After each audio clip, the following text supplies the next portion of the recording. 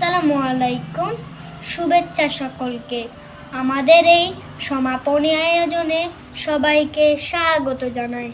আমাদের নিবেদন বিশ্বকবি রবীন্দ্রনাথ ঠাকুর রচিত হাতছড়াটি। চলুন সবাই একসাথে উপভোগ করি। কুমোর পাড়ার গরুর গাড়ি, বোঝাই করা কলসি হাড়ি, গাড়ি চালায় বংশী বদন, সঙ্গে যে যায় ভাগ্নে মদন।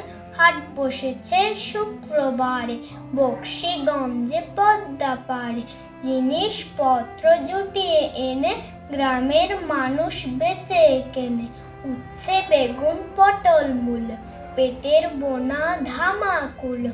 সর্ষে ছোলা ময়দা আটা, শীতের র্যাপার নকশা কাটা। ঝাঁঝরি করা বেরি হাতা, শহর থেকে সস্তা ছাতা। কলসি ভরা এখো গুড়ে, মাছি যত বেড়ায় উড়ে। খড়ের আটির নৌকো বেয়ে আনলো ঘাটে চাষির মেয়ে।